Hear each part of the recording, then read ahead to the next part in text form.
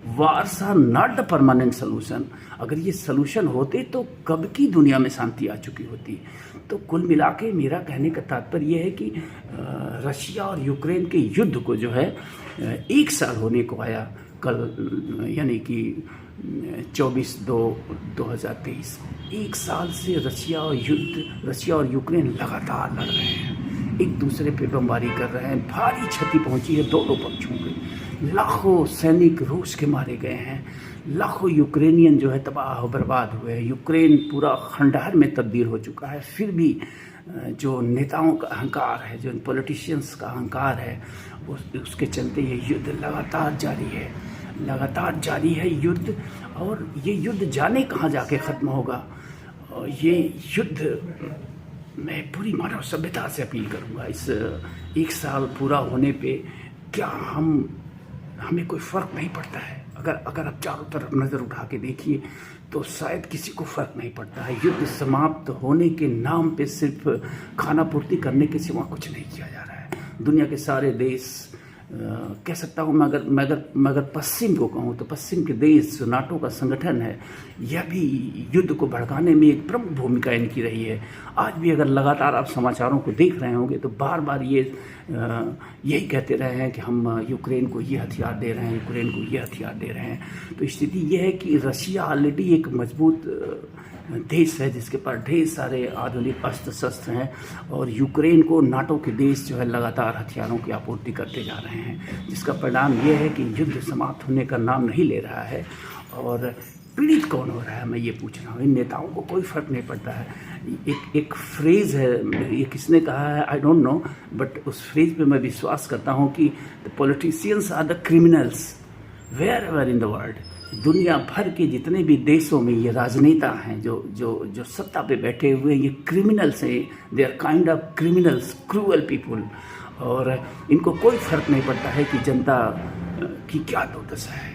और आप रशिया और यूक्रेन के युद्ध में भी देख सकते हैं, दोनों देशों के राष्ट्राध्यक्षों को कोई फ़र्क नहीं पड़ रहा है कि आम जनता या जो सामान्य सैनिक जो रोज़ हज़ारों की संख्या में मारे जा रहे हैं, उनके परिवारों पे क्या बीत रही है। यूक्रेन में ढेर सारी औरतें विधवा हो गई, ढेर सारे बच्चे अनाथ हो गए, उन्हें देश छोड़ के जाना पड़ा। अड़ोस पड़ोस के देशों में वो एक तरह से कह सकते हैं कि गुलामों की ज़िंदगी जी रहे हैं। अपना जीवन बसर करने के लिए उन्हें जाने क्या क्या करना पड़ रहा है।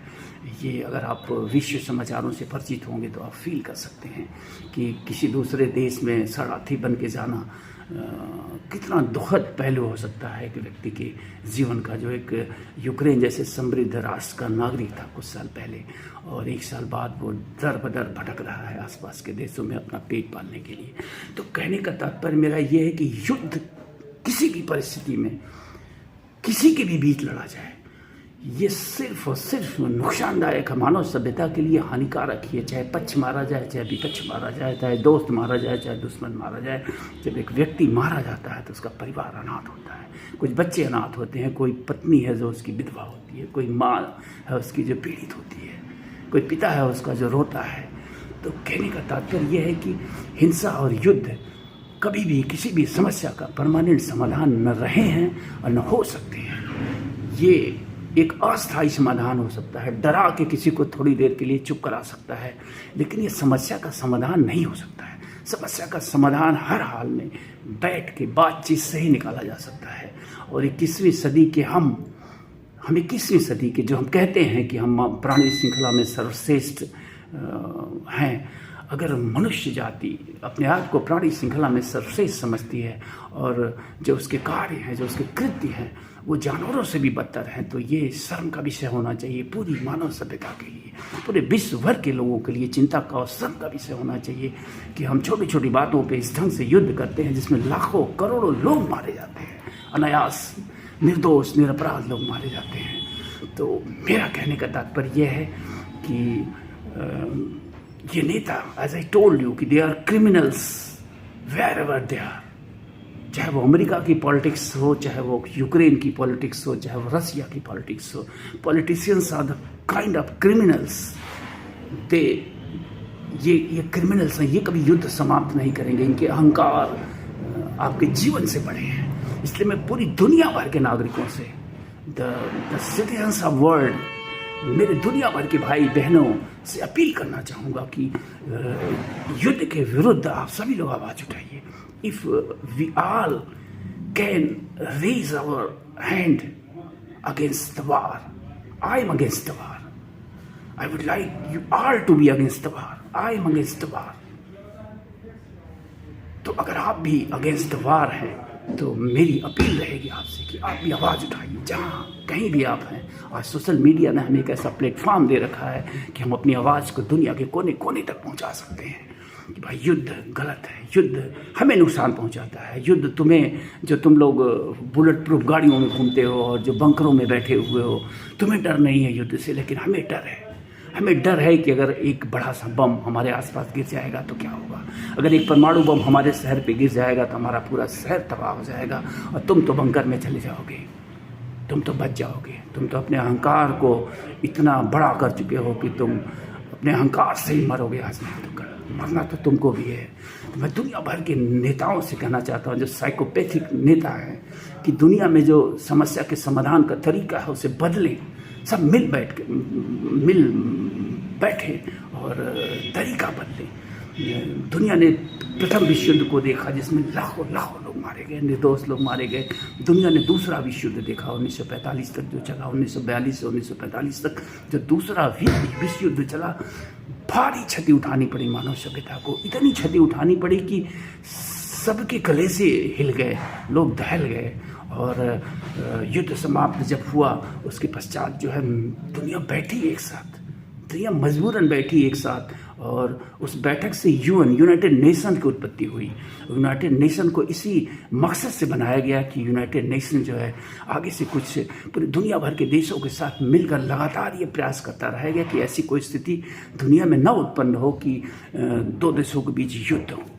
वो शांतिपूर्ण समझौते के लिए आगे आए और बातचीत से समस्या का समाधान निकाले। लेकिन दुर्भाग्य से इन पॉलिटिशियंस ने यूएन को भी जो है दूषित कर दिया, मैं कह सकता हूँ। यूएन का जो पूरा स्ट्रक्चर है वो, मैं कहता हूँ कि वो यूएन असफल रहा। जिस उद्देश्य के लिए यूएन का निर्माण किया गया था, यूएन उस उद्देश्य में विफल रहा, क्योंकि 1945 के बाद भी दुनिया ने लगातार तमाम युद्ध देखे।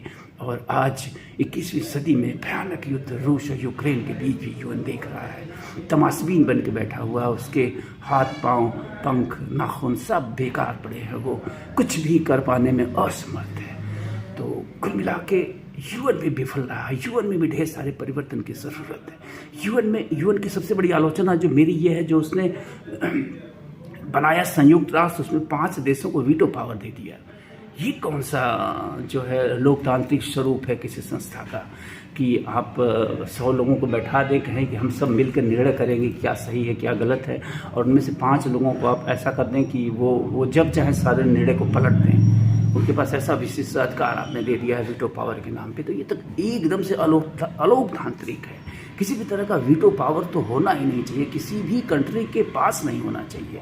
अगर सर्वसम्मति बनाने की जहाँ बात है वहाँ वीटो पावर, ये तो एकदम उलट बात है। ये तो कितनी बेवकूफ़ी भरी बात है।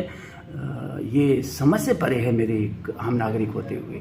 ये तो एक तरह की गुंडागर्दी है। उन 5 देशों को गुंडा बना दिया गया है कि भाई तुम बड़े वाले गुंडे हो, तुम जब जो चाहोगे वही होगा।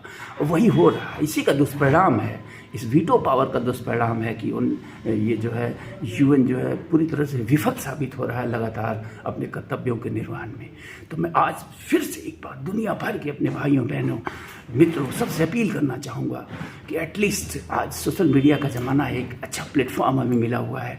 हम चाहे तो सम्मिलित रूप से साइमल्टेनियसली जो है अपनी आवाज़ उठा सकते हैं इस युद्ध के विरुद्ध कि भाई हम अब युद्ध नहीं चाहते हैं, हम किसी भी तरह से युद्ध नहीं चाहते हैं। और अगर हम मिलियंस ऑफ पीपल, जो हम 100 अरब की संख्या में हैं पूरी दुनिया भर में, अगर हम एक साथ मिलकर आवाज़ उठाएं तो निश्चित रूप से दुनिया में बदलाव देखने को मिलेगा। फ़र्क पड़ेगा लोगों को, जो लोग हमारा नेतृत्व करते हैं उनके ऊपर दबाव बनेगा। और ये युद्ध जो रूस और यूक्रेन के बीच हो रहा है, जिसने मानव सभ्यता को बड़ी क्षति और हानि पहुंचाई है, ये युद्ध अब किसी भी हाल में समाप्त होना चाहिए। अब समय आ गया है कि कैसे भी ये युद्ध समाप्त हो।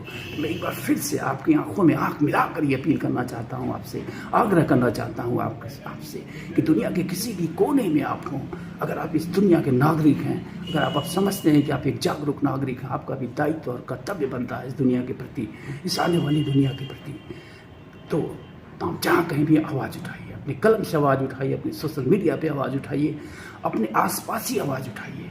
ये आवाज़ एक एक करके जो है एक बड़ी आवाज़ बनेगी और पूरी दुनिया में युद्ध के विरोध में एक कह सकते हैं कि एक माहौल क्रिएट हो सकता है। और यूएन में जो कमियां रह गई हैं, उस कमियों के सुधार पर पूरी दुनिया के नेता विवश हो सकते हैं। इनको विवश करना पड़ेगा, हमें करना चाहिए, हमें कि इन्हें विवश करने कि यूएन का फिर से जो है रिस्ट्रक्चर किया जाए और वीटो जैसे जो विशेषाधिकार हैं वो सारे देशों से छीन लिए जाएं और सारे देशों से परमाणु बम जैसे घातक हथियारों का अंत किया जाए। और जो युद्ध के हथियार बनाने की, जो युद्धक हथियार ये कह सकते हैं कि जो ये खतरनाक हथियार बनाने की होड़ मची हुई है दुनिया भर में, केमिकल्स वेपन, माई गुडनेस, आप कल्पना नहीं कर सकते जिस दिन केमिकल्स वेपन के इस्तेमाल होंगे। ये कितने घृणित हैं मानव के लिए। आप कैसे किसी मनुष्य पे केमिकल वार, एटॉमिक वार कर सकते हैं, चाहे वो आपका दुश्मन हो, आपको पसंद करने वाला हो या ना पसंद करने वाला हो। Nobody has right to do this. हमें यह एहसास कराना पड़ेगा, क्योंकि अगर आपको लगता है कि आपके देश में ऐसा नहीं होगा तो आप गलत सोच रहे हैं। अगर किसी और देश पे हो सकता है तो आज नहीं तो कल आपके देश पे भी ऐसा आक्रमण हो सकता है, ऐसी परिस्थितियाँ उत्पन्न हो सकती हैं। तो मैं आज सबसे अपील करूंगा कि रूस और यूक्रेन के बीच हो रहे इस युद्ध को किसी भी कीमत पर समाप्त किया जाना चाहिए। उसके लिए हम आशा करेंगे कि हम सब मिलकर एक आवाज़ उठाएंगे, I am against the war and I would like you all to say I am against the war, we are against the war. Thank you, नमस्कार।